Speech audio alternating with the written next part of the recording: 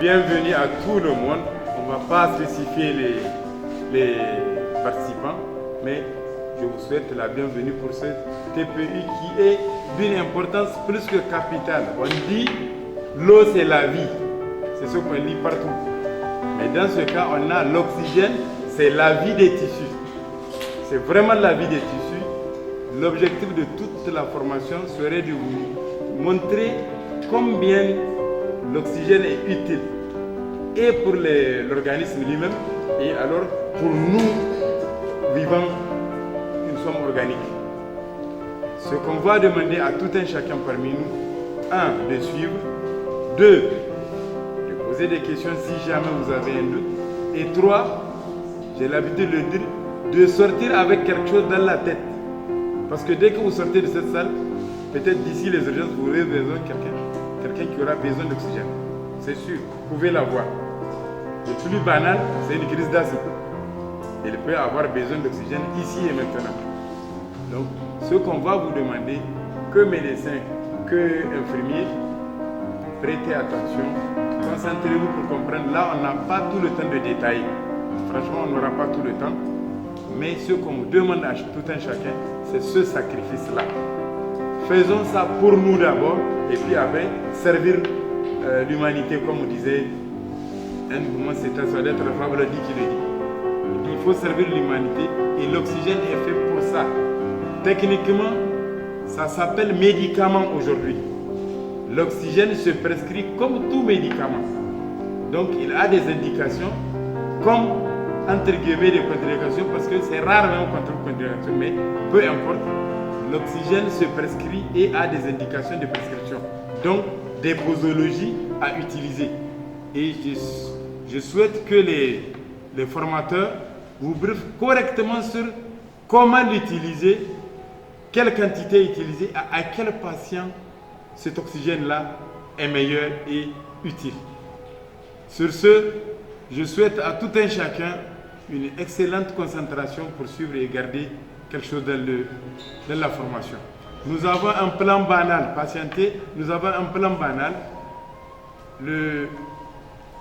Notre ami va d'abord, M. Hervé va nous présenter une molécule antibiotique qui généralement est utilisée comme accessoire au traitement.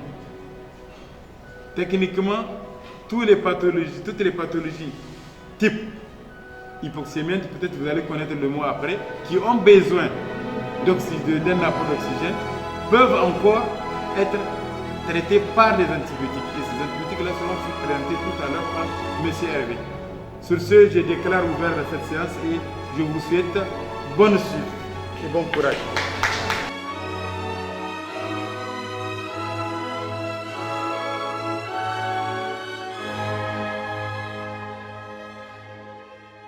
Merci mon colonel Major.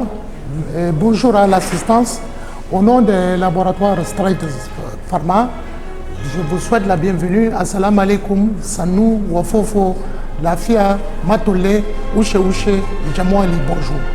J'espère n'avoir oublié personne. Je salue chacun et tous. Alors, intérêt des antibiotiques du laboratoire Stride Pharma. Définition. L'antibiothérapie est un traitement par antibiotique contre les infections bactériennes à titre curatif ou préventif. De ce fait, il y a deux types d'antibiothérapie, en l'occurrence l'antibiothérapie curative et l'antibioprophylaxie. D'abord l'antibiothérapie curative. Elle s'impose lorsque les symptômes que le malade ne peut plus combattre, l'agent infectieux, avec ses seules défenses immunitaires. L'antibiothérapie permet alors d'arrêter la multiplication des bactéries ou leur destruction. Quant à l'antibioprophylaxie, elle a pour objectif de s'opposer à la prolifération des bactériennes afin de diminuer le risque d'infection sur le site de l'intervention chirurgicale. De ce fait, la consultation préopératoire constitue un moment privilégié pour la prescription d'une antibioprophylaxie.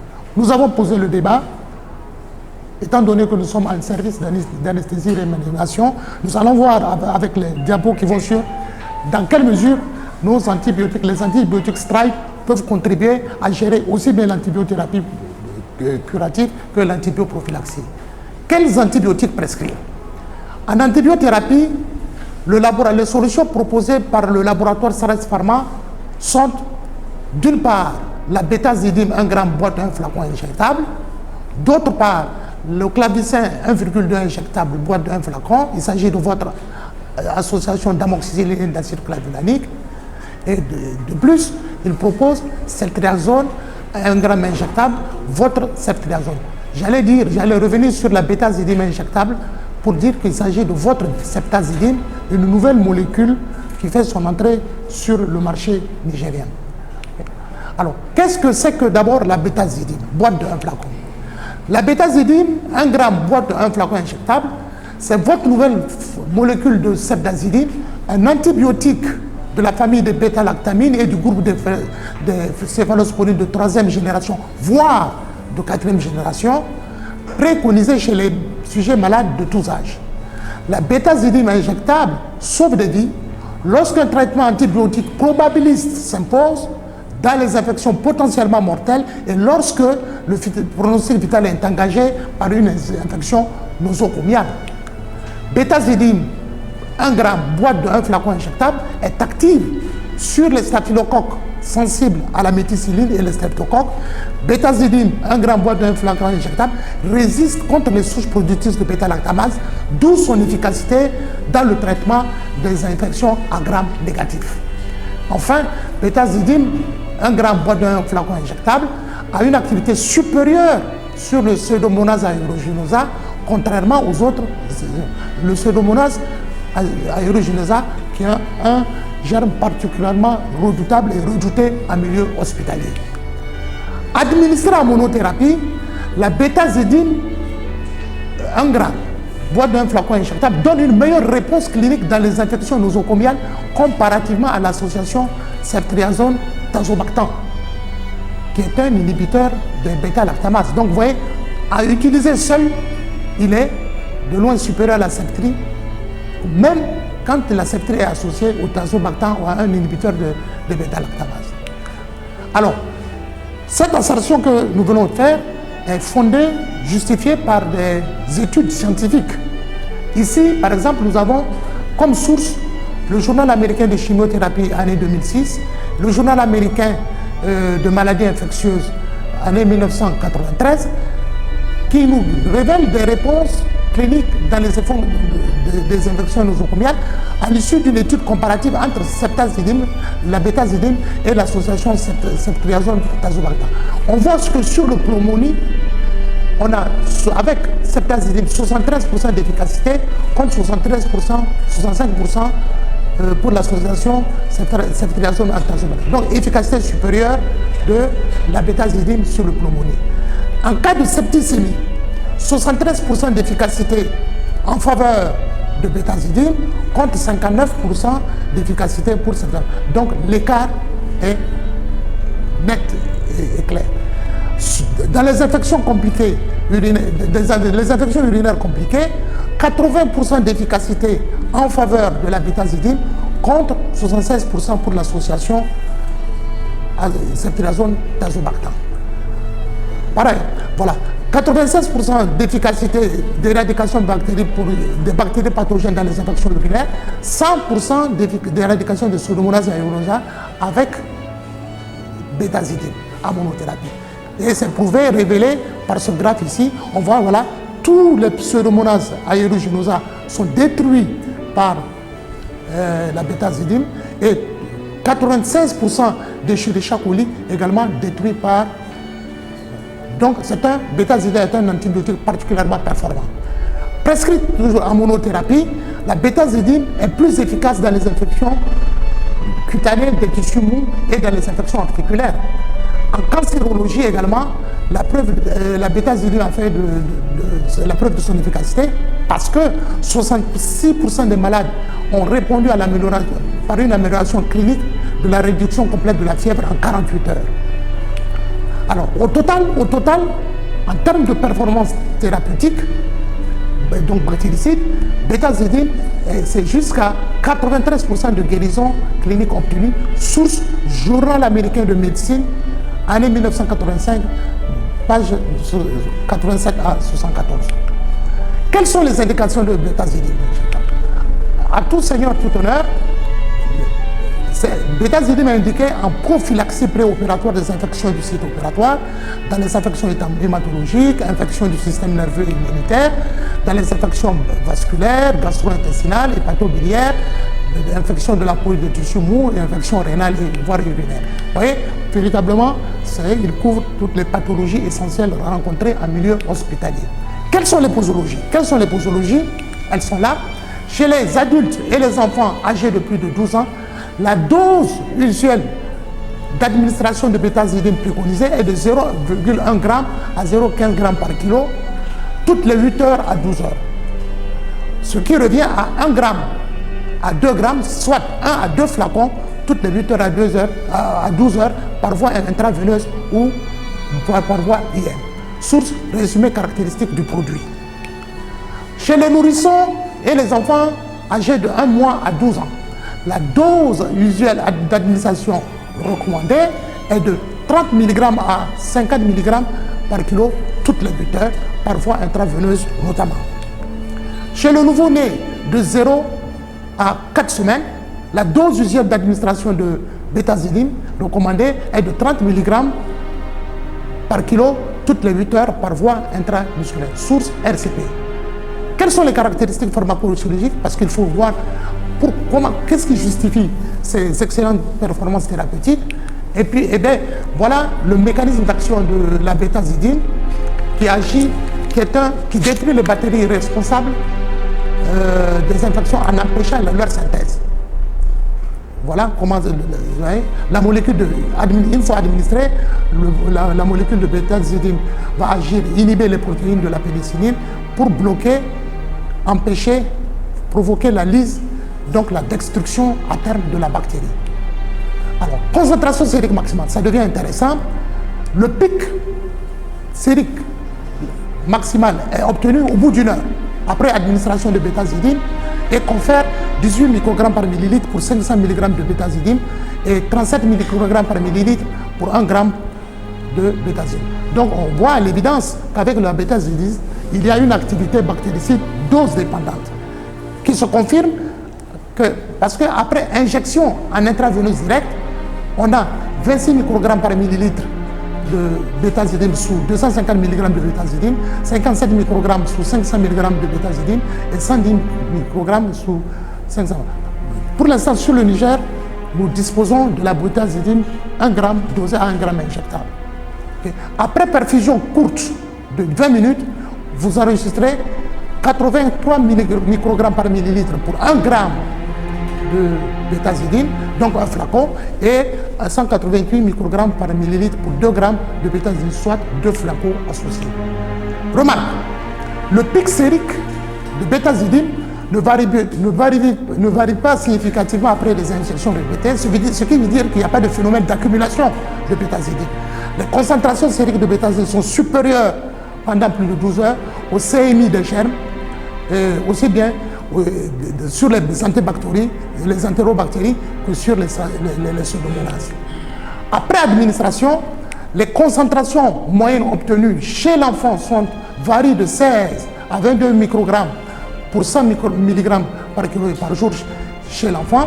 Chez l'adulte, 11 à 3 microgrammes par litre pour 3 grammes de bétazidine par jour, 19 à 34 microgrammes par millilitre pour 4 grammes de bétazidine par jour, soit 4 flacons, soit 23 à 43 microgrammes par millilitre pour 6 grammes de bétazidine par jour.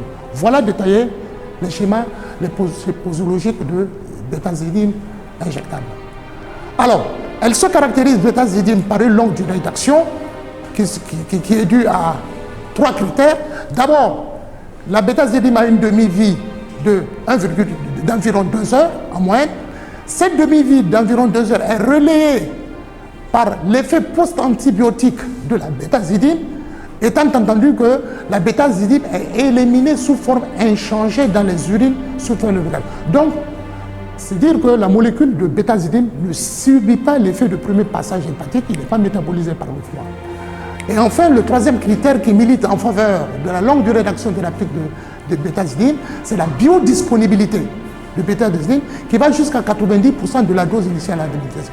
C'est-à-dire qu'à l'issue de l'absorption, de l'administration du produit et à l'issue du passage hépatique, jusqu'à 90% de la dose initiale ingérées, administrées, sont récupérées, assimilées par l'organisme.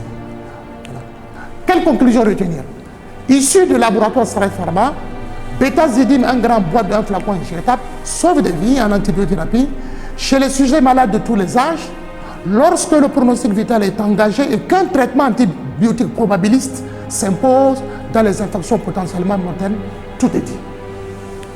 Voilà donc, docteur, présenté bétazidine, dont le flacon coûte 11 400 francs. Je suis à votre disposition pour d'éventuelles questions.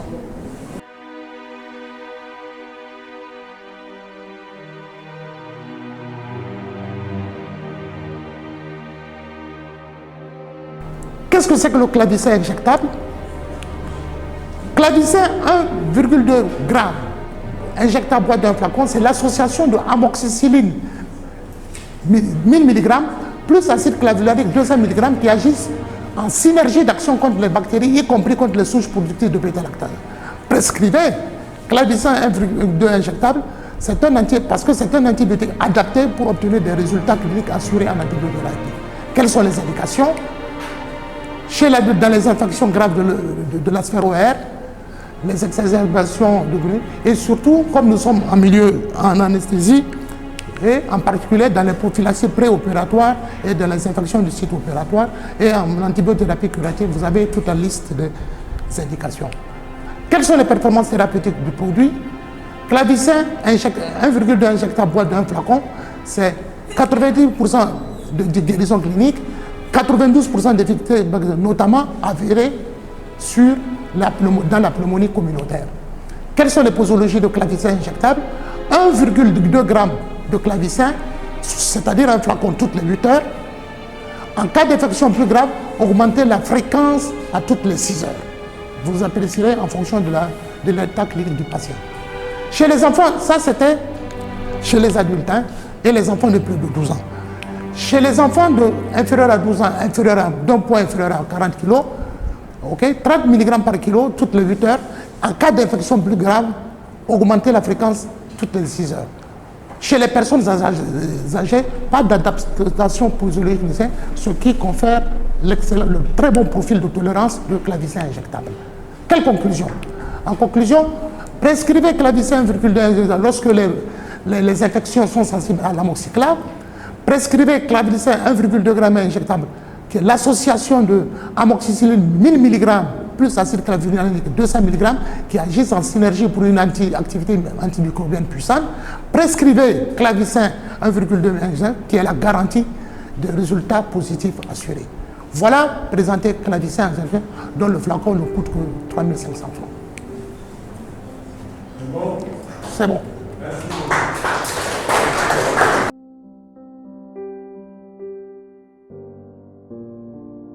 Concernant le thème, il est ficelé en deux parties. On a une partie généralité sur l'oxygénothérapie et la deuxième partie qui sera encore plus pratique sera présentée par Dr Nassiro. Donc concernant les généralités sur l'oxygénothérapie, on a élaboré le plan suivant. Bon, l'introduction, les objectifs à retenir, des généralités dans lesquelles on verra beaucoup de définitions et un rappel physiologique. Donc, il y a trois termes assez banals pour l'introduction. Le sang, qu'il faut savoir que le sang assure le transport des gaz respiratoires entre les poumons et les tissus. Son importance, c'est le transport. L'oxygène, là qui est un élément vital au fonctionnement de l'organisme, qui n'en dispose pas en réserve, d'où la nécessité d'un apport permanent. L'organisme n'a pas de réserve en oxygène. On n'a aucune fonctionnalité qui peut assurer de l'oxygène ailleurs de l'organisme qu'en cas de besoin, il peut l'utiliser comme donc le glucose et autres éléments. Il faut lui apporter. Le monitorage donc dans de la saturation en oxygène, qui est une méthode de surveillance irremplaçable des états de détresse et de l'oxygénothérapie.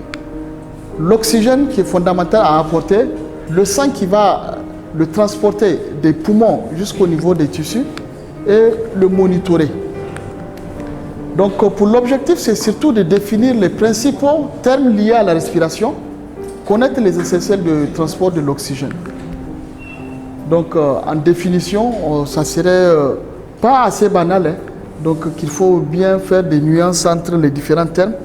La respiration qui est l'ensemble des phénomènes physiologiques qui permettent à l'organisme de capter l'oxygène de l'air ambiant, l'air qu'on respire, de le faire transporter donc à toutes les cellules qui l'utilisent pour leur métabolisme, leur croissance et de les ramener donc de la cellule vers l'atmosphère.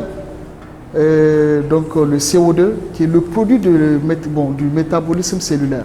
Donc l'oxygène qui passe, donc la respiration ce n'est rien d'autre que l'apport de l'oxygène et le rejet du CO2 qui n'est que le résultat du métabolisme.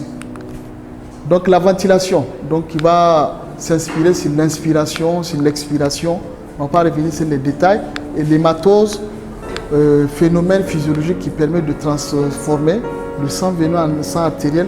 Il est très important dans la ventilation. L'hémoglobine, ici, voilà, il faut juste retenir que cette hémoglobine, contenue au niveau des globules rouges, une mole d'hémoglobine peut fixer 4 moles d'oxygène. Donc l'hémoglobine, son importance ici, c'est de fixer l'oxygène et de l'apporter au niveau des tissus. Donc une mole, 4 moles d'oxygène. Et l'oxygène en tant que tel, deux formes. Il y a une forme dissoute, qui est la forme libre, ou bien la forme combinée à l'hémoglobine, qui est l'oxyhémoglobine, qui est très importante ici. Donc l'oxyhémoglobine qui est l'association des deux. Donc l'oxygénothérapie, c'est l'administration médicale. C'est une prescription, comme il l'a dit, hein, c'est une prescription médicale, l'oxygénothérapie. De la même manière que l'antibiotique est prescrit, l'oxygène est prescrit. Mais le prescrire comment, à qui, comment le faire, quand est-ce qu'il faut arrêter, comment le surveiller. La saturation en oxygène, il y a un piège ici, le pourcentage d'hémoglobine transportant l'oxygène. Exemple, si on me dit l'oxygène, je suis à une saturation à 98%, ce n'est pas 98% de mon sang qui est oxygéné, c'est plutôt 98% des hémoglobines présentes dans l'organisme sont saturées donc, en oxygène.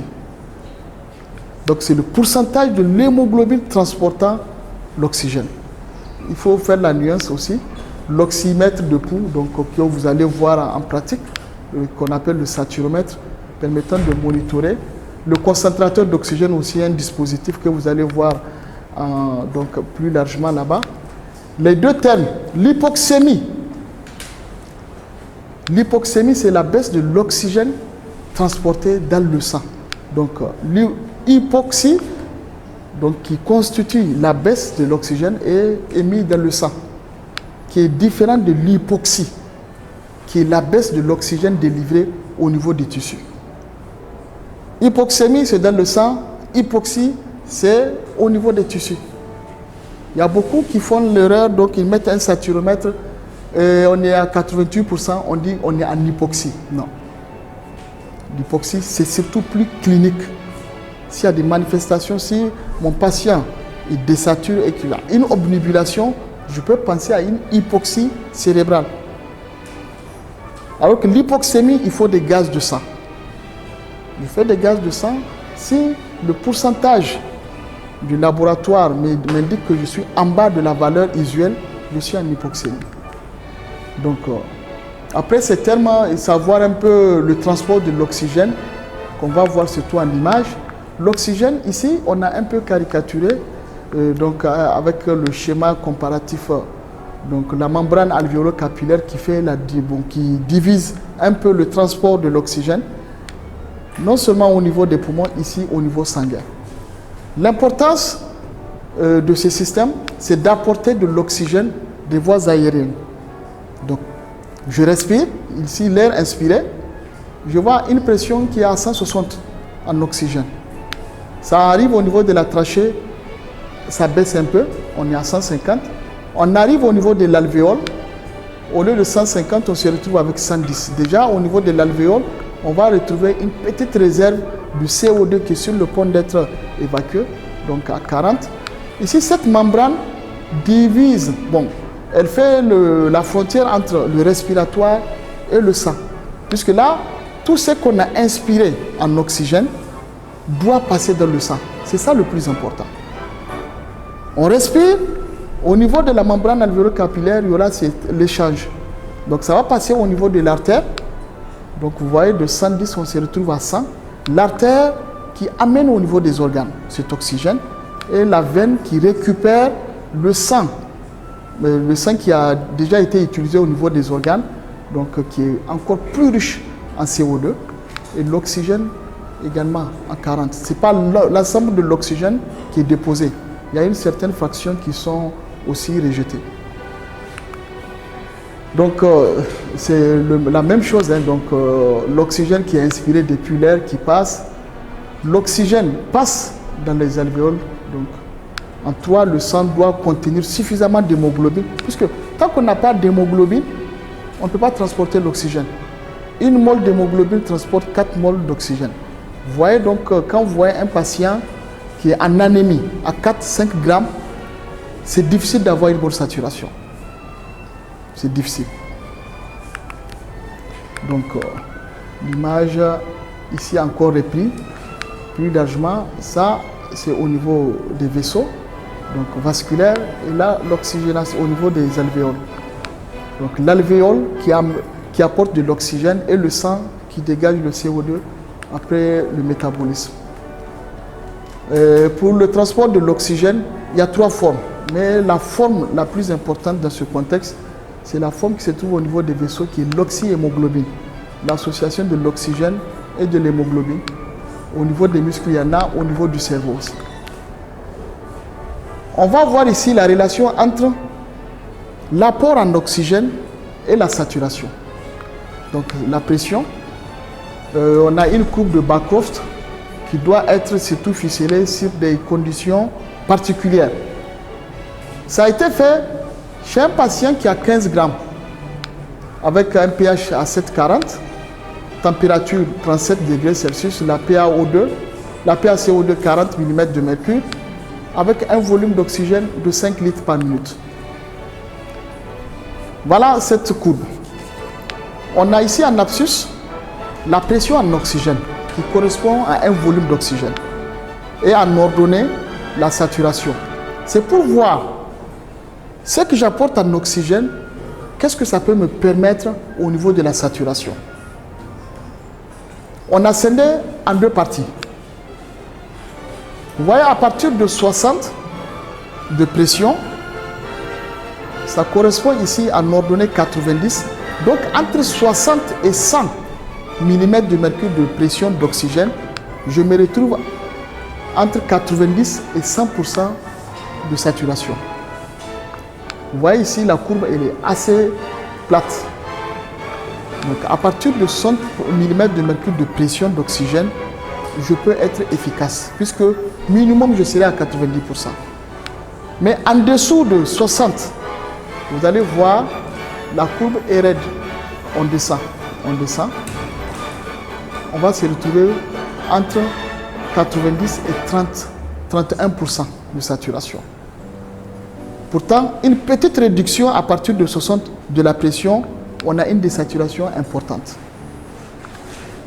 Ce qui veut dire ici, une bonne pression apporte de l'oxygène assez efficace dans les bonnes conditions permet de bien faire saturer le patient. Si la pression n'est pas dans les normes, peu importe, on ne peut pas être efficace et les conséquences qui vont venir seront délétères pour le patient. Voilà. Bancroft se retrouve encore ici. On est toujours ici à 100%, donc à 100%, à 100 mm de mercure de pression. Ici 100%. Là où la courbe est plate, c'est à partir de 60. À partir de 60, elle est plate. Et après 60, elle est raide.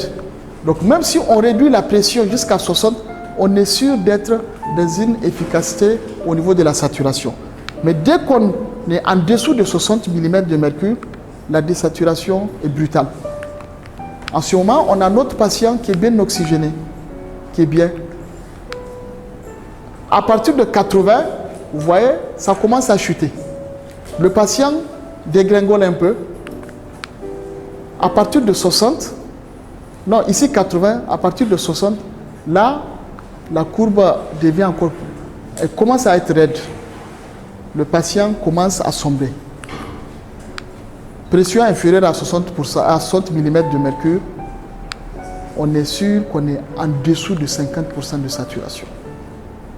Donc notre saturation va dépendre de la pression d'oxygène, donc du volume que j'apporte au patient.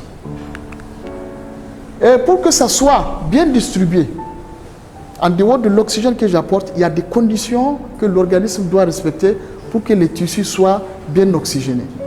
Ça va dépendre de la qualité de l'air ambiant.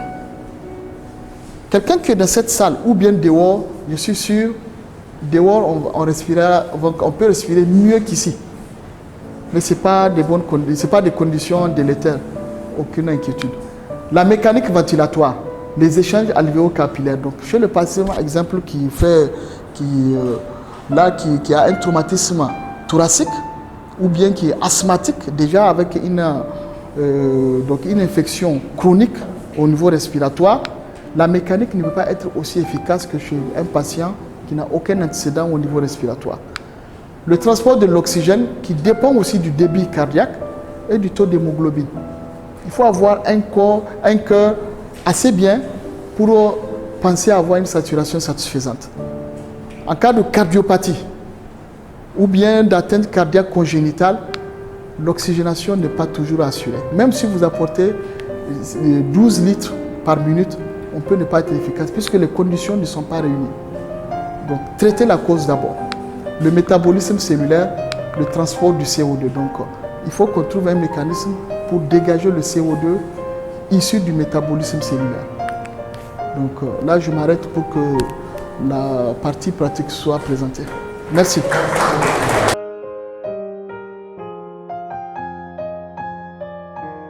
L'honneur m'est offert de vous faire un topo sur l'utilisation pratique d'un médicament essentiel pour la vie qu'on vous a présenté, qui est l'oxygène. D'accord? Donc je vais utiliser en fait 3 présentations. Donc on va aller directement à l'essentiel parce que trop de charabia tue l'essentiel. Donc en gros c'est quoi? On l'a dit, hein, sans le sang on ne peut pas vivre, c'est pour ça le choc hémorragique tue. L'oxygénothérapie c'est quoi? C'est de l'administrer de l'oxygène pur ou dilué à un patient dans l'optique, et cet oxygène-là ne peut arriver aux cellules que quand il est transporté par l'hémoglobine. C'est ça l'intérêt de la présentation du docteur Momansani. Je vais passer, tout ça a été dit. Première notion, donc le colonel-major l'a dit, 90, mais dans les services, on préfère que l'alerte soit donnée dès que une personne sature à moins de 94%. C'est là où l'alerte doit être donnée. Dès que c'est inférieur, c'est pour se donner une marge de manœuvre. On a le temps de réfléchir, d'aider tout ça là. Sinon, déjà à 90%, c'est le seuil d'hypoxémie. C'est elle qui dit que le sang, l'oxygène n'est plus suffisant pour nos cellules. Tout ce qui entraîne un problème d'oxygène, les étiologies, on ne va pas faire de la médecine. Elles sont diverses, variées, donc ça, ce n'est pas l'objet du cours. Vous savez qu'au bloc opératoire, on utilise. Donc, l'oxygénothérapie pour quel patient? On va dire pour tout patient qui sature à moins de 94%. D'accord? Malheureusement, ça peut être à court terme dans une défaillance aiguë respiratoire. Et vous savez qu'il y a même des gens qui vivent de façon continue avec les respirateurs à la maison, au travail, dans les transports publics. Donc, ce n'est pas un problème. Donc, je pense que l'objectif du cours même est ici. Pour administrer de l'oxygène, bien sûr, il faut de l'oxygène. Déjà, Dieu a tout bien fait. Dans l'air libre, on a 21% qu'on respire. Mais quelqu'un qui en a besoin, les 21% ne le suffisent plus. Donc, il y a un système pour enrichir. Il y a un joli système qui existe, c'est le concentrateur, qui vous enrichit l'oxygène de l'air ambiant et jusqu'à 98% et 95%. Et puis, soit il y a des machines qui prennent toujours l'air ambiant et qui vont faire sortir de l'oxygène pur, c'est-à-dire 100% d'oxygène. Donc, soit c'est une machine à part avec une distribution murale, comme on a vu dans les différents services, soit on fait comme avant, avec des grosses bouteilles à côté, ce qui est un peu dangereux d'ailleurs. Donc ça, c'est de l'oxygène pur qu'il y a dedans, avec une pression précise, et on verra en pratique qu'il faut un système de mano-détendeur pour que la pression ne sorte pas en grande quantité, puisque on perdra de l'oxygène et c'est dangereux pour le patient. D'accord? Donc on peut apporter l'oxygène par des facettes, soit les lunettes, soit le masque facial simple, soit les masques à haute concentration, et au pire, on est obligé de faire ce qu'on appelle une ventilation artificielle, soit par la trachéotomie ou bien par une intubation orotrachéale. Donc ça, c'est du domaine des réanimateurs. Mais pour toute personne qui travaille dans une structure hospitalière, il doit être capable de maîtriser quand, comment utiliser ces facettes. Lunettes d'oxygène, il y a une limite en fait dans le débit. Parce qu'au-delà, on est nocif et on perd l'oxygène. Donc, il est recommandé, ici ils ont mis 6, mais à partir de 5 litres, ça ne sert à rien d'augmenter votre débit. C'est bon? 1 à 5 litres quand vous utilisez une lunette. À partir de 5, ça ne sert à rien. Ça irrite les narines des gens. D'accord? On oublie ça, c'est de l'AREA. C'est l'oxygénothérapie au début qui a été très développée pendant la crise Covid. D'accord? Je vais revenir ici, c'est pour parler des facettes. Le masque facial simple, ça veut dire, je donne caricaturalement de façon caricaturale. Votre patient, il sature entre 92 et 93%, c'est lunettes d'oxygène. Ça ne sert à rien de lui mettre un masque facial simple, ni un masque à haute concentration. Pourquoi? Quand vous mettez des lunettes, vous enrichissez son FiO2, sa fraction inspirée en oxygène, de 21 jusqu'à 40% maximum. D'accord? C'est ça l'intérêt des lunettes. Donc c'est largement suffisant pour qu'il remonte au-delà des 94, qui est notre seuil d'alerte. C'est bon? Maintenant, malgré que vous mettez lunettes, il continue à désaturer entre 90 et 89. Là, les lunettes, l'apport de FiO2 est insuffisant pour aider à rétablir le gap du manque d'oxygène. Là, vous allez passer au masque facial simple. J'ai dit simple, sans réservoir. Il est là. Lunettes, c'est là. Le masque facial est là. Vous voyez? Il est différent du masque à haute concentration où il y a un réservoir. Et c'est ça qui fait toute la différence. Et là, quand vous utilisez un masque facial simple, vous pouvez enrichir votre taux d'air que le malade respire jusqu'à 60% d'oxygène. D'accord? Et quand vous utilisez un masque facial simple, il faut commencer minimum par 5 litres. Sinon, quand vous commencez par moins, ça ne sert à rien. Et ne dépassez pas 10 litres. Au-delà aussi, ça ne sert à rien. Vous avez compris? Pour être efficace et pour économiser votre oxygène. Maintenant, caricaturalement, le malade d'emblée, il est venu, il est à 110%. Ça ne sert à rien, sauf si c'est ça seulement que vous avez, de commencer par lunettes d'oxygène.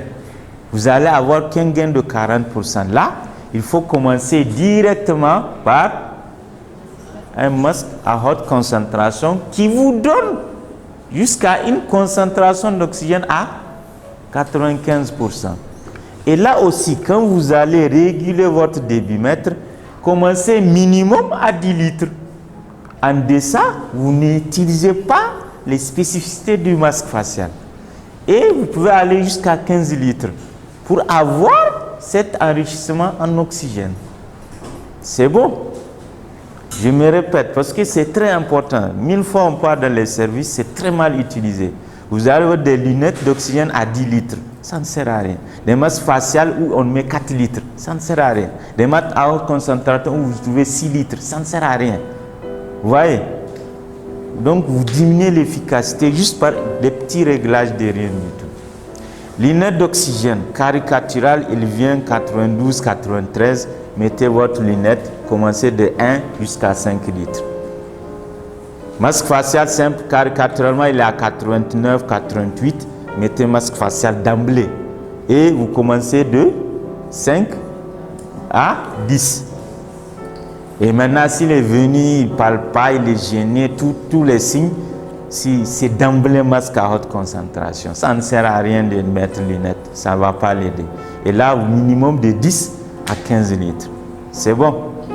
Voilà, je pense que c'est fini. J'ai dit les sources d'oxygène. Soit on a une centrale qui produit, on en avait, on en aura Inch'Allah. Et ça va distribuer dans tout l'hôpital. C'est ce qu'on appelle le système mural. Soit vous avez des bouteilles d'oxygène à côté des malades, ce qu'on a actuellement. Donc il faut vérifier, on verra en pratique tout de suite la quantité d'oxygène et comment calculer la quantité qui reste. Soit on a un concentrateur. C'est les différentes sources d'oxygène et ça c'est ce qu'on appelle le débitmètre ici où il y a les chiffres et le mano détendeur qui vous dit la pression qui reste et c'est extrêmement important. On perd beaucoup de malades parce qu'on ne regarde pas la quantité d'oxygène qui reste. On tourne le dos, il n'a plus d'oxygène, il est décédé. C'est bon? Donc c'est ce que je dis. C'est bon. Toujours quand vous faites un traitement, il faut surveiller l'efficacité. Dans notre contexte, on reste en médecine clinique. Clinique. Je vous donne une astuce. Tout patient qui vous parle normalement, sachez qu'il respire bien. C'est clair. C'est fini. C'est bon? Tout celui vous dites, monsieur, ça va, il vous dit ça va, ou vous insulte parce que vous ne l'avez pas bien pris en charge. Soyez content. Votre travail est assuré. C'est bon? La clinique, donc, polypnée. Et puis, on a un monitorage extrêmement intéressant qu'on a, le saturomètre, qui vous donne votre évolution. Donc, il faut surveiller l'efficacité d'un traitement qu'on donne. Ça ne sert à rien d'administrer quelque chose si on ne sait pas qu'on est efficace ou pas. C'est bon? Parce que, pourquoi j'ai dit, s'il s'améliore sous masque à haute concentration pendant un bon bout de temps, il faut penser à faire ce qu'on appelle une désescalade. Ah oui, il faut bien arrêter l'apport. C'est un apport, il ne doit pas être dépendant. Et là, c'est votre surveillance clinique et puis avec les instruments, le monitorage par le satellite qui vous aidera. Donc vous pouvez passer de haute concentration, vous essayez à masque facial simple, si ça va, et puis lunettes, et puis jusqu'à l'arrêt, ce qu'on appelle sévrage. C'est bon? Voilà, je pense que c'est bon ici. Concentrateur d'oxygène. En gros, on a dit l'hypoxémie, c'est fréquent. On ne peut pas faire une demi-heure ou une heure, on n'a pas une détresse respiratoire aux urgences. C'est impossible. Donc c'est fréquent, c'est là. C'est un appareil efficace, le concentrateur, et fiable, et très utile dans nos pays en voie de développement. OK? Première notion, c'est qu'il peut enrichir de l'air ambiant qui va rentrer par derrière et de l'air qui va ressortir pour le patient. Il peut enrichir de 21 jusqu'à 95%. Vous voyez que c'est hyper intéressant comme outil. Et aujourd'hui, le concentrateur... Oui, il faut me l'amener ici. Le concentrateur, pour marcher, n'a besoin que d'une source d'électricité. Tout le reste, c'est pas un problème. Est-ce qu'il faut pas... Il faut le monter ici. Ah oui. Tu dois masquer. Mais ici. Bon, il est là-bas, il n'y a pas de souci. Voilà. Donc, ça, comment est-ce qu'il fonctionne un concentrateur? Juste parce que je suis sûr que vous ne comprenez pas le mécanisme qui fait que de l'air normal rentre et puis de l'oxygène pur sort. En fait, ils ont mis des systèmes de... C'est un mécanisme chimique qu'on appelle absorption ici. Ce n'est pas une erreur, ce n'est pas absorption qu'on veut écrire, c'est vraiment ça. C'est un mécanisme chimique qu'on appelle absorption. Donc quand l'air rentre, c'est pour ça que le concentrateur d'office, il doit toujours être minimum à 30 cm d'un obstacle. Parce que quand vous l'allumez, il faut me l'approcher. Attends. Désolé, hein, tu as fait du sport. Donc ici, il faut qu'il voie. Quand vous allumez le concentrateur, donc, vous voyez ça là, il va aspirer l'oxygène et l'air ambiant pour entrer à l'intérieur de la machine. C'est pour ça, minimum toujours 30 cm d'un obstacle, mur, rideau, frigo, je ne sais pas. Sinon, il ne peut pas aspirer l'air. Déjà, première notion. Donc, quand l'air rentre dans ce concentrateur, voici le mécanisme qui se passe. Donc, c'est comme si on a coupé. L'air va rentrer, donc, ici, parfois vous voyez des trucs circulaires latéralement. C'est la même chose, c'est le même mécanisme. Donc, quand il rentre, il y a un système de compression pour que l'air soit comprimé dans un circuit. Ok? Quand il est comprimé, il passe par un système de vannes. Et c'est là où ils ont mis ce qu'on appelle un matériel qu'on appelle la zéolite. D'accord, vous savez, l'air normal, c'est 21% d'oxygène, 79% de monoxyde d'azote. Maintenant, le zéolite là va fixer les 79% de monoxyde d'azote. D'accord? Et maintenant, la partie d'air qui reste, qui n'est riche qu'en oxygène, va encore entrer dans un circuit comprimé. Donc le monoxyde d'azote, en fait, elle est absorbée ici. C'est ça l'absorption. Et vous allez avoir un réservoir qui va garder un peu l'oxygène pur. Et puis, quand vous ouvrez votre débitmètre, vous avez de l'oxygène pur qui sort. C'est comme ça qu'un concentrateur marche, très simplement. Ok? Donc ça, c'est la description. Donc quand ça rentre ici, malheureusement, on ne peut pas le décomposer pour voir tout ce que je vous ai dit. Mais c'est ce qui se passe quand vous allumez et que ça commence à faire le bruit bizarre là.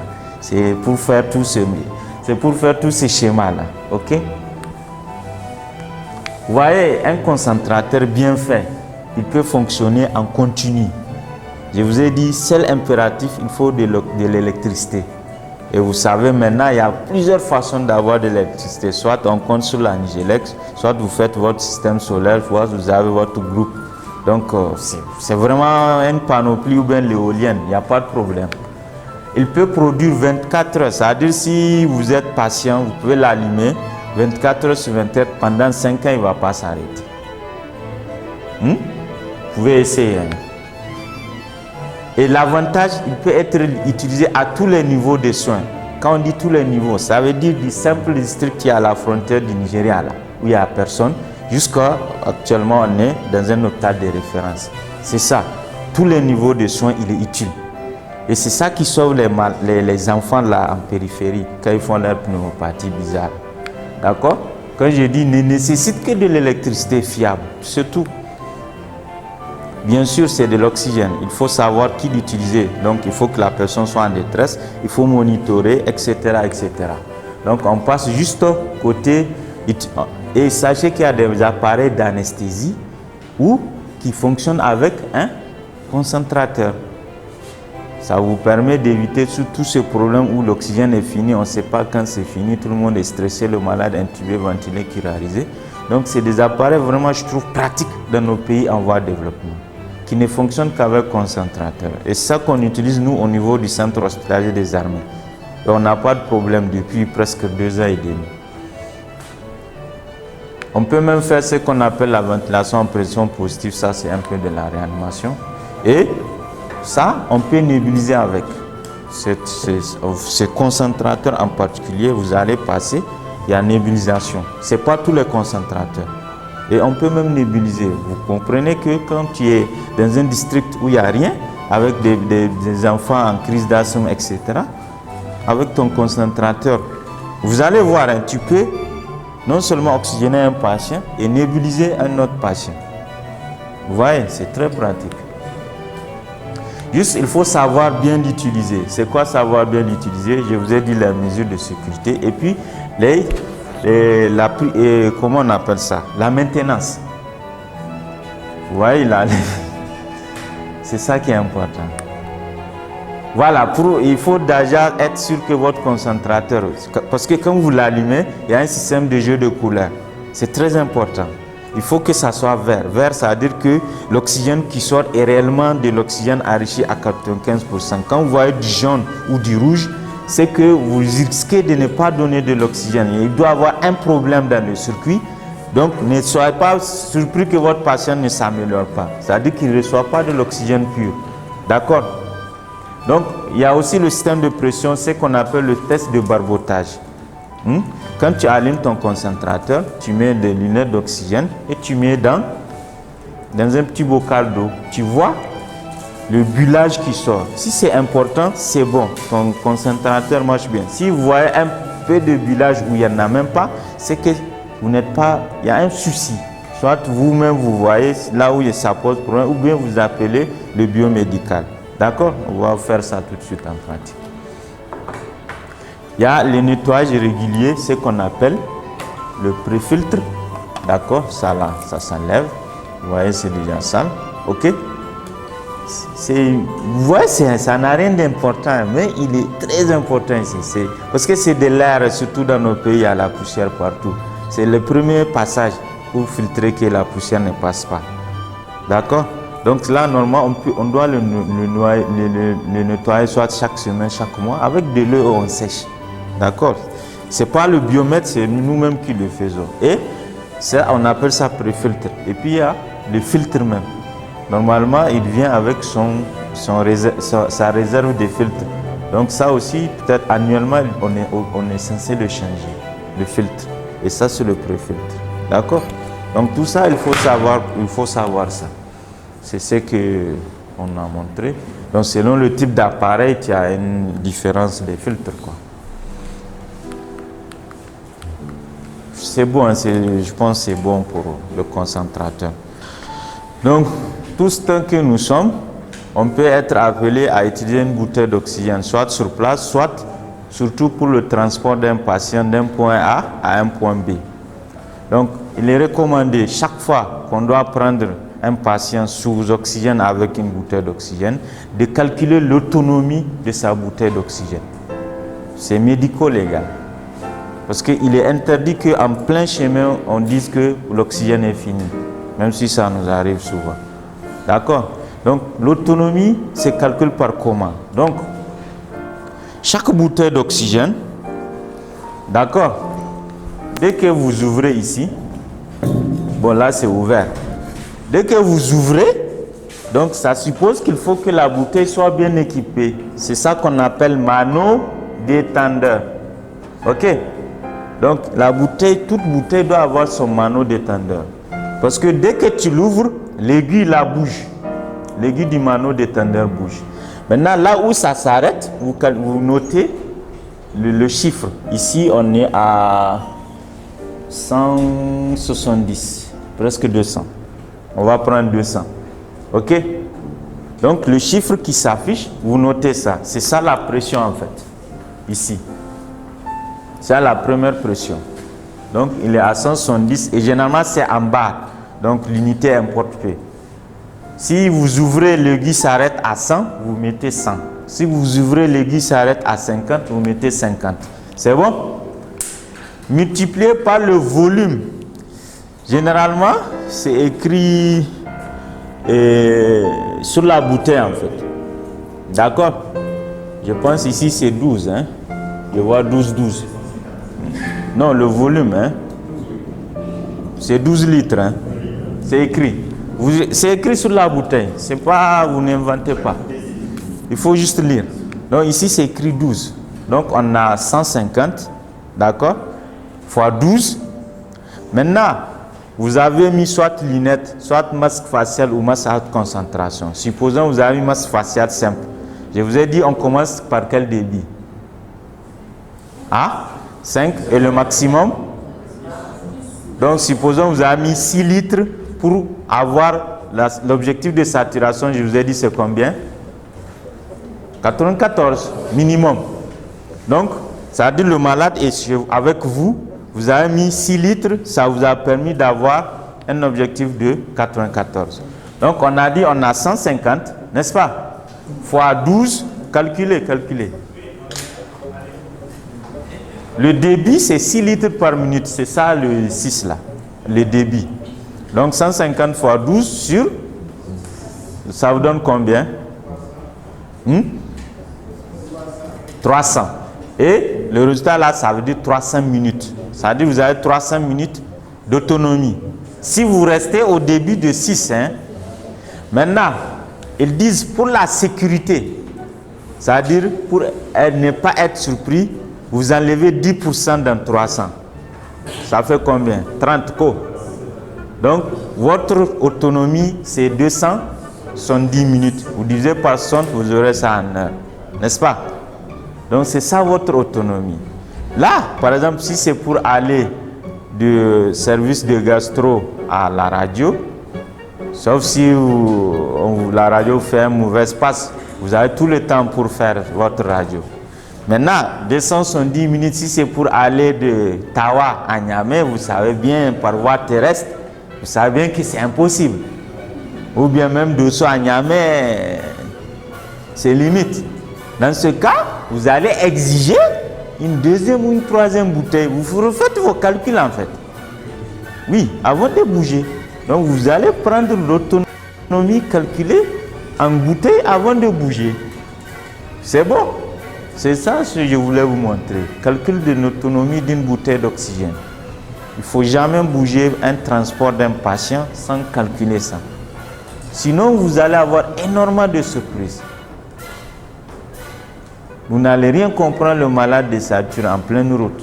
Vous ne pouvez plus pas revenir, vous ne pouvez pas continuer. Vous êtes condamné dans le drap, comme disent les Ivoiriens. Voilà un peu ce que je voulais dire. S'il y a des questions, on est là. On espère aussi avoir les réponses.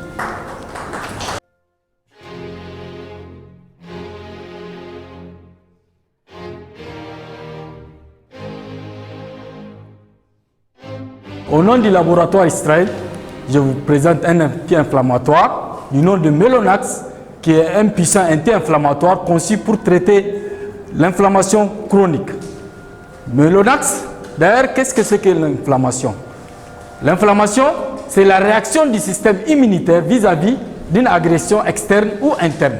L'inflammation se manifeste par des signes ou des symptômes tels que rougeur, gonflement, sensation de chaleur, douleur pulsatile, voire l'altération du fonctionnement de l'organe touché. De plus, on distingue deux types d'inflammation, à savoir l'inflammation aiguë et l'inflammation chronique. L'inflammation aiguë, c'est la phase précoce de l'inflammation caractérisée par un œdème exudatif, une congestion vasculaire, puis une infiltration du polynucléaire neutrophile. Alors que l'inflammation chronique, c'est la phase anormale de l'inflammation caractérisée par sa persistance dans le temps pendant des semaines, voire des années. Qu'est-ce que c'est que Melonax? Melonax, c'est un puissant anti-inflammatoire conçu pour traiter l'inflammation chronique et disponible en 2 dosages. Melonax 15 mg boîte de 10 comprimés et le Melonax 7,5 mg boîte de 10 comprimés aussi. Melonax, c'est aussi votre Meloxicam, molécule de Meloxicam qui développe les propriétés suivantes. Anti-inflammatoire contre la douleur et l'œdème, analgésique antalgique contre la douleur et antipyrétique contre la fièvre. Melonax, quels sont ses bénéfices patients? Le premier bénéfice patient de Melonax, c'est un soulagement plus durable parce que grâce à 20 heures de demi-vie selon les RCP, comparativement au diclofénac qui offre 1 heure à 2 heures de demi-vie et à ibuprofène qui offre 2 heures de demi-vie selon les mêmes sources RCP. Le deuxième bénéfice patient de Melonax, c'est un soulagement plus efficient parce qu'il a 89% de biodisponibilité selon les RCP, comparativement au diclofénac qui offre 50% et à ibuprofène aussi qui offre 10% de biodisponibilité. Le troisième bénéfice patient de Melonax, c'est qu'il a une meilleure tolérance gastrique et cardiovasculaire. Melonax est un anti-COX-2 préférentiel avec une forte affinité pour la COX-2, d'où il joue le rôle d'un anti-inflammatoire, et une faible affinité pour la COX-1, d'où il a un bon profil de tolérance, comparativement au diclofénac qui a une forte affinité pour la COX-1 et à l'ibuprofène qui a aussi une forte affinité pour la COX-1. Nous allons vous décrire le chemin, le mécanisme de Melonax. Ici, dans le schéma de la cascade des médiateurs de l'inflammation, l'acide arachidonique est le précurseur des deux voies périphériques de l'inflammation, notamment la cyclooxygénase et la lipooxygénase. C'est sur la voie de la cyclooxygénase que vont agir différemment Melonax et les agnès classiques. En effet, au cours de la synthèse de prostaglandine,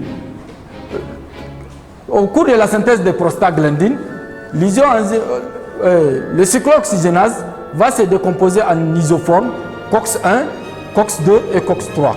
La COX-1 est source des effets néfastes, la COX-2 détient le potentiel de l'inflammation et la COX-3 ne joue aucun rôle dans l'inflammation.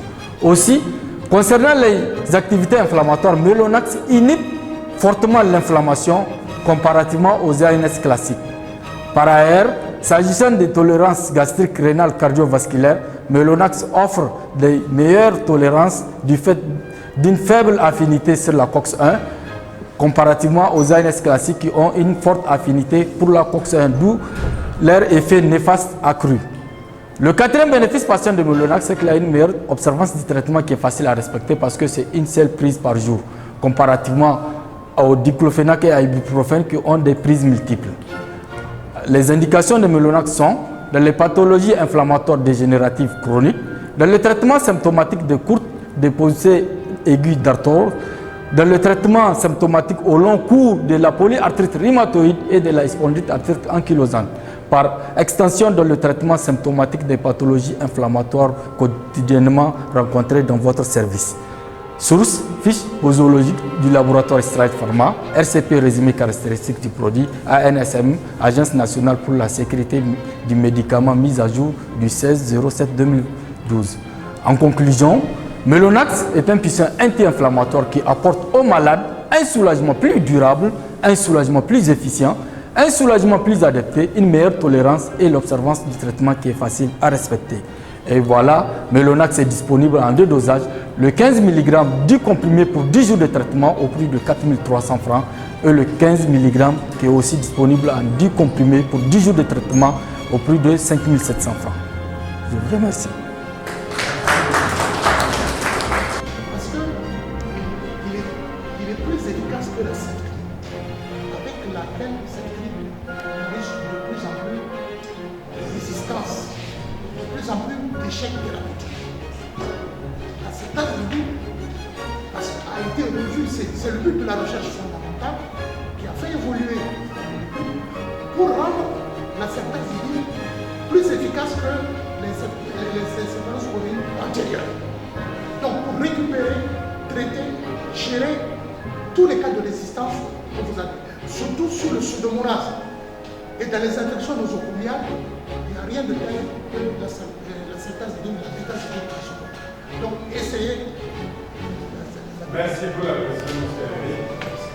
Dès que votre saturomètre vous donne moins de 90, c'est ce qu'on vous dit. Ça devient essentiel. Donc n'allez pas dire je vais aller faire une radiographie au malade alors qu'il est en train de désaturer. Dans la prise en charge, on vous oriente vite.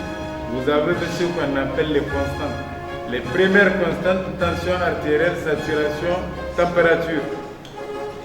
Dès que vous vérifiez sur son saturo qu'il a une pression, une saturation inférieure à 90, songez déjà à l'aider, il est en manque d'oxygène. Si on pouvait faire la gazo en tout temps, c'est en ça que vous aurez ce terme-là qu'on appelle hypoxémie. Il est inférieur à 60 mm de mercure, donc appuyez-le.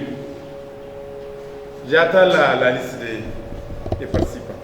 Puisque nous, on a la pression, on calcule en même temps le volume disponible, le trajet et le débit d'oxygène délivré au patient. On fait le calcul, ça va nous permettre combien de temps. Combien de temps on va rouler à combien de kilomètres heure en fonction de l'état de route. Jusqu'à la fin, avec 1%, bon, moins de 10% du total, on fait multiplier par 2 à réserver. Ce sont des ONG, c'est pas comme dans un hôpital. C'est trop dangereux. Quand un patient meurt par manque d'oxygène, dans des structures pareilles, MSF et autres, c'est cataclysmique, hein, pour l'agent surtout, qui est parti sans avoir les bonnes conditions. Puis c'est lui. Si je ne suis pas dans les bonnes conditions, j'alerte.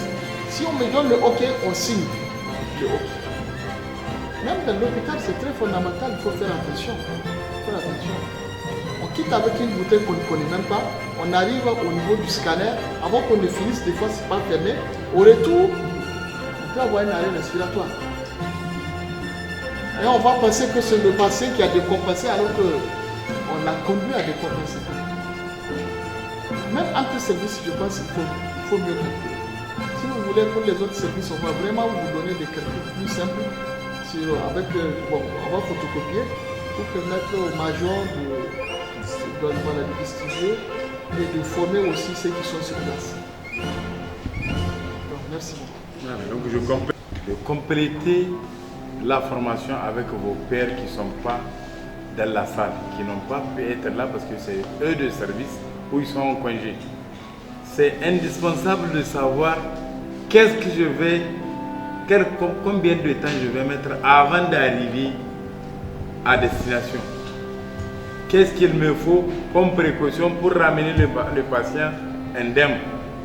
Parce que le Dr Massani Nassir vient de le dire, on a l'habitude d'avoir cette surprise. Juste des urgences au scanner, on constate que le patient désature. Juste parce qu'on a prêté, on a passé à côté de ce contrôle-là. C'est indispensable, c'est capital et c'est médico-légal pour vous. Merci beaucoup. Deux questions et l'autre c'est une doléance. Alors la question c'est concernant l'appareil. Souvent on a à peu près juste 6 litres sur le concentrateur et on est appelé souvent à mettre des masques en haute concentrateur d'oxygène chez certains patients. Donc pratiquement on met le masque au niveau au maximum, on ne sait même pas combien on a mis. Est-ce que c'est adapté pour les masques à haute concentrateur d'oxygène? Première question. La deuxième question, c'est concernant l'efficacité chez les patients en soins palliatifs chez nous. Bon, c'est le palliatif qu'on gère le plus souvent. On met lunettes, ça ne va pas. On met masque, ça ne va pas. On met haute concentrateur, ça ne va pas. La personne va peut-être gagner un peu, mais au fil du temps, on va toujours être dans les 80-82%. On croise les bras où on appelle la réanimation. La troisième question, c'est concernant les hautes concentrateurs d'oxygène. Les services n'en disposent pas. Souvent, c'est un casse-tête pour trouver. On parle de bread, on nous dit tu ramènes. Hein? Et puis, c'est même pas désinfecté. Le temps que tu parles désinfecté, souvent, c'est vraiment pénible. Ça, c'est une doléance. Il faut qu'on en dispose. Je pense que depuis 2 ans où on a fait cette formation-là, on a doté les services. Ça fait longtemps, moi, je cours pour chercher des hautes concentrateurs. On dit il y a un seul, on te le prête, tu nous ramènes ça. Et souvent, la désinfection, on ne sait vraiment pas si on désinfecte bien. Voilà, merci. Les 2 questions. Par définition, c'est l'inette seule que tu peux utiliser. D'accord? Ça ne sert à rien de mettre un masque à haute concentration dessus, puisque la pression n'est pas suffisante pour avoir l'efficacité du masque. Il y en a des concentrateurs qui ont 10 litres jusqu'à 15. Quand il y a 10 litres, tu peux utiliser tes 2 facettes, lunettes ou masque facial. S'il y a 15 litres, tu peux tenter le masque en France. Donc tout dépend de la marque. D'accord. La deuxième question, je l'ai oubliée. 3, 5, 6, 7. Chez qui il y a une pathologie chronique irréversible. Pas de thérapeutique, les cancers primitifs du foie par exemple. Ils ont l'air à site de compenser glauco 3, 4 et qui sont là, hospitalisés. La famille est au courant. Il n'y a aucune thérapeutique qui peut être proposée. Donc, en fait, ici, l'oxygène ne peut pas être efficace, comme je l'ai dit. Il faut des conditions pour qu'il puisse respirer. Les supports, là, il faut la participation du patient. Lui, il est dans le coma en profondeur. Il n'y a pas d'indication de faire de la réanimation en tant que tel. Intuber le malade, mettre sous ventilateur. Ici, on est presque en arrêt thérapeutique partiel. Il y a des choses qui ne passent pas. Mais il faut lui mettre de l'oxygène. En ce moment, on utilise le masque, mais on n'est pas sûr d'avoir les 96%. C'est pas sûr. Puisque tout est dû aux conditions du patient. Il faut savoir qu'il y a des pathologies dépassées. Donc, tant qu'on ne les traite pas, on ne peut pas être optimal. Mais quand même, l'intérêt d'informer les réanimateurs pour donner leurs avis aussi. Des fois, il suffit seulement de bien positionner le malade, de l'aspirer, de faire un nursing optimal. On peut avoir une amélioration. Avis réel dans ce cas. Je vous complète dans l'autre sens. Il ne faut pas oublier la définition. Pour avoir une saturation, tu as besoin d'un taux d'hémoglobine. N'est-ce pas? 99% de vos patients ont maximum 6-7 d'hémoglobine. Vous n'avez aucune chance. Aucune chance parce que l'organisme n'est plus dans la partie assistance. Le foie ne fonctionne plus. Il n'y aura pas production de globules rouges. La moelle est à 0. Ce qu'on fait, c'est ce que Mme Sani disait, c'est ça qu'on appelle l'arrêt thérapeutique ou limite de la thérapie. Ça s'appelle accompagnement en français. Chez les patients en fin de vie, parce que l'objectif de la santé, ce n'est pas de donner la vie, c'est de donner la santé. C'est totalement différent. Donc vous avez un dispositif qui vous permet de soigner quelqu'un. Mais quand la moelle ne répond plus, ce que vous pouvez faire, c'est un accompagnement. Et généralement, ça s'accompagne effectivement d'un avis ou d'un conseil à la famille. On explique à la famille qu'on est devant ce qu'on appelle la fin de la thérapie. On ne peut pas, techniquement, médicalement, traiter quelqu'un qui a atteint ce stade. Ce qu'on fait, même si vous l'amenez en réa, je suis désolé de le dire, c'est pour augmenter seulement les frais d'hospitalisation. Donc, du moment où ce n'est pas utile pour lui, ni pour la famille, ni même pour l'hôpital, vous allez occuper un lit qui est censé mourir dans 2-3 heures de temps. Pourquoi vous allez le saisir en réanimation? Ça s'appelle de la limitation thérapeutique. On n'est pas encore peut-être à ce stade au Niger, mais les gens commencent à comprendre. Quand on est à un stade négatif de la gestion, on ne peut pas oser choisir quelqu'un qui est en dernier stade de vie par rapport à quelqu'un que je peux sauver. Donc on fait ce qu'on appelle balance bénéfice-risque. Et ça aide beaucoup dans la gestion du patient. Sur ces outils-là, et on a donné à chaque service des masques en haute concentration. L'hôpital n'en dispose pas beaucoup, mais il faut qu'on ait vraiment la mobilité de pouvoir les entretenir. Et c'est ça qui fait défaut. Et chaque matin, normalement, si vraiment on est armé de bonne foi, chaque matin, dès qu'on vient au service, on est censé de faire le point. Parce que comme les chers maîtres l'ont dit, l'oxygène, on n'en a pas de réserve. Et la détresse, elle peut venir aussi bien aux urgences qu'en service hospitalier. Donc s'il vous plaît, là, ceux qui n'en ont pas, ils expriment le besoin. On va en chercher, on va donner à chaque service pour que ça sert à tout le monde, aussi bien pour les malades que pour nous-mêmes. Merci. Donc voilà. L'utilisation des concentrateurs avec des masques en concentration. Donc, ils ont déjà dit qu'on pouvait utiliser en fait, on peut faire de la nébulisation avec. Donc justement, je me disais... C'est non le type de concentration. Je ne sais pas est-ce que vous avez... Vous n'en avez pas là. C'est qu'on a dans le même Ce dispositif est dédié, il fait les deux fonctions. Maintenant, si vous voulez, à la fin, on peut faire juste une séance pratique. Mais c'est selon le type de... C'est pas selon le type de concentration. Par exemple, celui-là, il en fait deux. Et deuxième des choses, celui-là encore, il a une batterie incorporée. Ouais, il a une autonomie. Ce qui n'est pas le cas des autres. Donc à chaque fois, ils améliorent. Chaque fois, ils améliorent. Usage de la réanimation ou de l'urgence. Mais sinon, c'est disponible actuellement. Faites vos commandes comme pour les lunettes, il y en a de disponibles. Parce qu'avant les masques à haute concentration, ça peut beaucoup aider. Ça peut beaucoup aider avant même l'avis du réanimateur. Il faut que le patient respire. Il faut qu'il soit bien ventilé. Sinon, en attendant, un masque qui va venir d'ailleurs, imaginez les conséquences.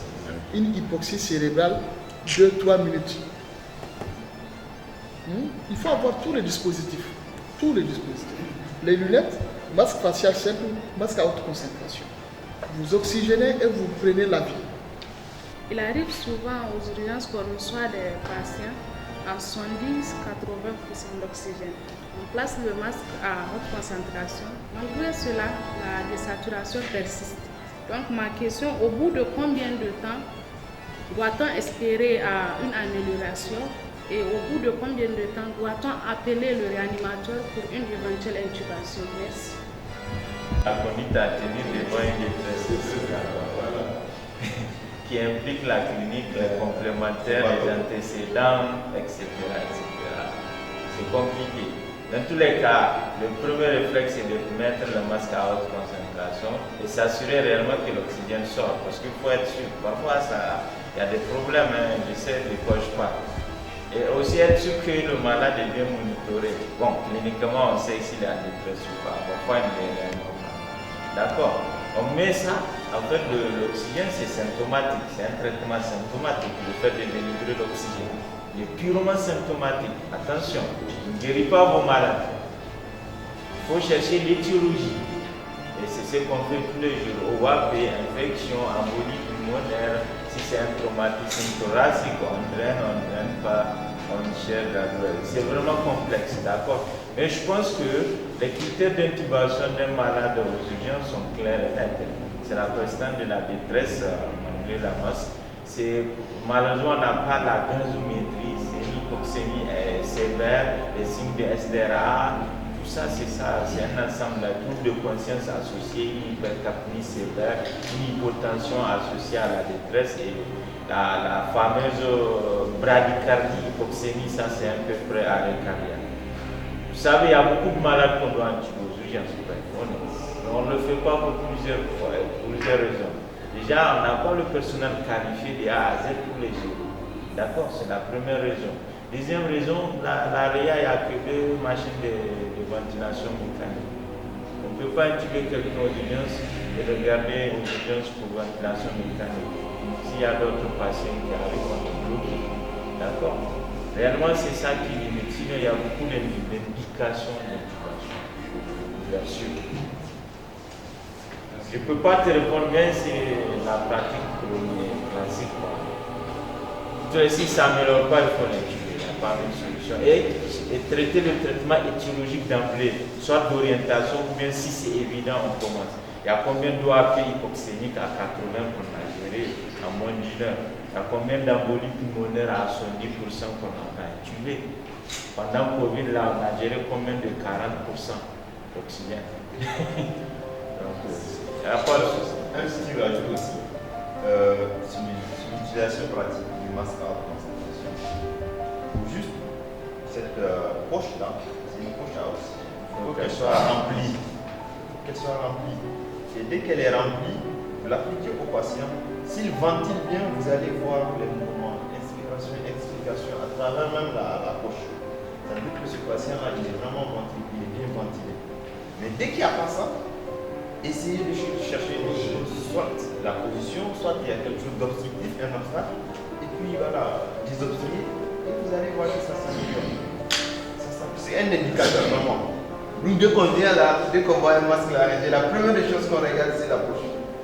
C'est la poche. Faut qu'elle soit là. Sinon, il y a un souci. Sinon, il y a un souci. Soit l'air, il n'y a rien qui rentre, soit c'est défectueux. Trois choses. J'apporte de l'oxygène. Donc apporter de l'oxygène, c'est aussi voir les conditions de l'oxygénothérapie. Est-ce que je l'ai bien positionné? Est-ce que j'ai suffisamment d'oxygène? Je suis sûr que je suis en train de bien monitorer le patient. Donc, l'apport de le monitorage et toi, la plus grande chose, le patient en tant que tel. Est-ce que, côté respiration, tout le tractus est respiré, et le respiratoire, il est bien?